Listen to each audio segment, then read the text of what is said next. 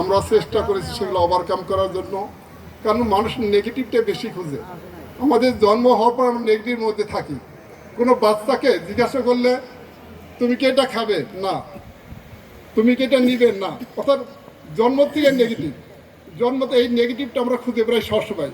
তো আমাদের ছাত্র হিসাবে, শিক্ষার্থী হিসাবে, জ্ঞান প্রকাশক হিসাবে আমাদের প্রথম প্রাথমিক কার্য হবে এই নেগেটিভিটিকে পজিটিভিটিকে নিয়ে নাও। এইটা করার জন্য অনেক সাধনার দরকার, অনেক জ্ঞান আহরণ দরকার।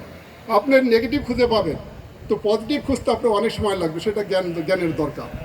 জ্ঞান ছাড়া সেই পজিটিভিটি আপনি পাবেন না। আমার ছোট ভাই বোনদের বলছি, যারা পিছনে আছেন, আপনারা আপনাদের স্বপ্নের দুয়ারটা অনেক বিস্তৃত করুন, সম্প্রসারিত করুন। সেখানে বিভিন্ন স্বপ্নের জায়গাতে মনকে উদার করুন আকাশের মতো, ঘুরে বেড়ান কাজের জন্য পাগলের মতো। তাহলে আপনি কাঙ্ক্ষিত স্থলে পৌঁছে যাবেন।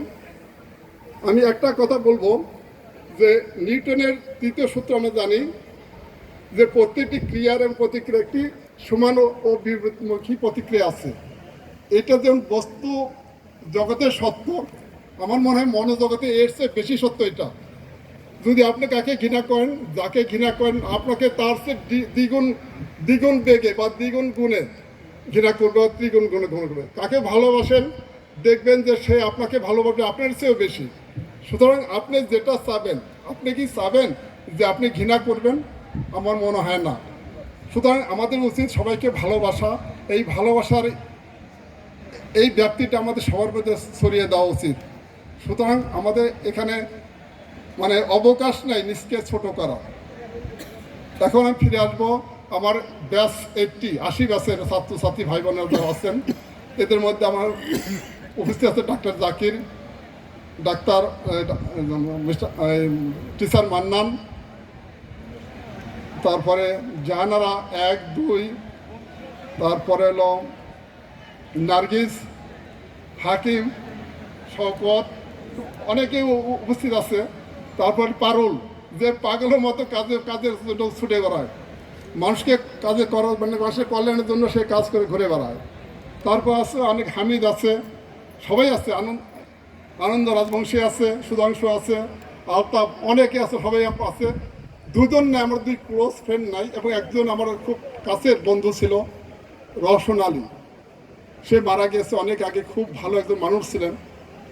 আল্লাহ তাকে পরপর শান্তিতে রাখুক। 2 বন্ধু আছে বিদেশে, ডক্টর মহিউদ্দিন আলমগীর, সে আছে অস্ট্রেলিয়া।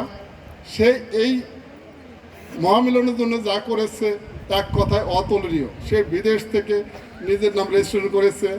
চাঁদাতুল আরেক বন্ধু কাইসারের কাছ থেকে তাকে অ্যাড নেওয়ার ব্যবস্থা করেছে। সে কি what not he has done, সে সব কিছু করেছে। বন্ধু জাকেরিয়া করে নাই, সে যেহেতু সরাসরি থাকতে পারবে না, সে আছে USA। ও ওখান থেকে বলছে আমি সামনে মহামিলন আমি থাকবো, সুতরাং আমি ওইখানে একসাথেই থাকবো। এই মহামিলনের যে তীব্রতা ছিল সবার ভিতরে, সে দেশে হোক বিদেশে হোক সেটা অনুভব করেছে। এখন আসবো আমার এই পরিক্রমা, এই যে মিলনের যে পরিক্রমা, এই পরিক্রমায় অনেক বেগ পেতে হয়েছে। প্রথম সময় ছিল মাত্র 2 মাস, প্রবলি 9 জানুয়ারি আমরা প্রথম ডিসিশন নিলাম যে আমরা এটা করব। এই 2 মাসে এটা আদৌ কি সম্ভব? তারিখ ছিল 22 মার্চ, আমাদের মিলনটা হবে। তো এটা সম্ভব না। আমরা 21 ফেব্রুয়ারি দ্বিতীয় মিটিং করলাম। আমরা সিদ্ধান্ত নিলাম আমরা এটা করব 2রা এপ্রিল, যেটা আজকে আমরা করতে পারছি। প্রথমে ইউনিয়ন কমিটির যে রেজিস্ট্রেশন কমিটি, তারা অসাধ্যকে সাধন করেছে। এর মধ্যে কয়েকজনের নাম না উল্লেখ করলেই নয়। শুধু পাভেল আছো? পাভেল একটু দাঁড়াবে? পাভেল, শাওন,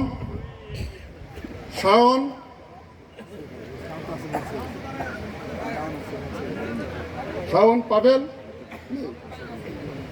তারপরে ওর নাম বলে শান্ত মির্জা, রফিক, যে আমাকে কথা দিয়েছিল সে মোর দ্যান 100% কথা রেখেছে রেজিস্ট্রেশনে। সুতরাং স্বল্পকালীন সময়ে তারা 1710 জন, আমাদের টার্গেট ছিল মাত্র 300 জন, যে আমরা রিহার্সেল দিব, এই 300 জন হলেই আমাদের হয়ে যাবে। কিন্তু তারা রাতকে দিন বানিয়ে ফেলছিল। তাদের সে দিন রাত্রির মধ্যে কোনো পার্থক্য ছিল না, এরা অসাধ্যকে সাধন করেছে। তারপর আসলো এই স্বল্পকালীন সময়ে একটা স্বর্ণিকা প্রকাশ করা যাবে কিনা। আমি রিসেন্টলি ঢাকা কলেজে একটা করেছি ব্যাচ ওয়াইজ, সেই স্বর্ণিকা বের করতে লাগছে আমাকে 6 মাস। 6 মাস মনে রাখবেন, যে কোনো স্বর্ণিকা বের করতে 6 মাস হিসেবে কোনোভাবেই সম্ভব নয়। তো এটা আমাদের সাইদ ভাইয়ের নেতৃত্বে, অর্থাৎ সাইদুর রহমান পান্নু ভাইয়ের নেতৃত্বে সেটা আমাদের 1.5 মাসে সম্পন্ন করেছে আজাদ এবং আলিম। তাদেরকে আমাদের অন্তঃস্থল থেকে ধন্যবাদ। এই স্বল্প সময়ে দীর্ঘ পরিক্রমা ক্রস করা যে সাহসিকতা আমাদের পিএসএনরা দেখিয়েছেন, এটা সত্যি অত্যন্ত উৎসাহব্যঞ্জক। আমরা ভবিষ্যতে আমাদের কোনো কিছুতে আর আমরা থেমে থাকবো না, আমি আশা রাখি। আমরা কি থেমে থাকবো?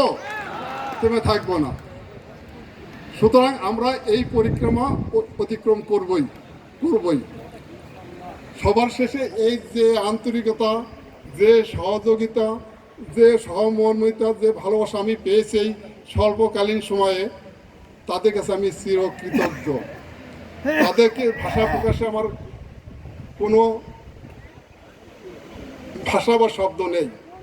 কিন্তু একটি জিনিস হিসাব আছে, আমি সৈনিক হিসাবে আমি একটা জিনিস জানাতে পারি, সেটা হলো আমার স্যালুট। ধন্যবাদ সবাইকে আজকের এই মহামিলনে হাজির হওয়ার জন্য। সবাইকে ধন্যবাদ।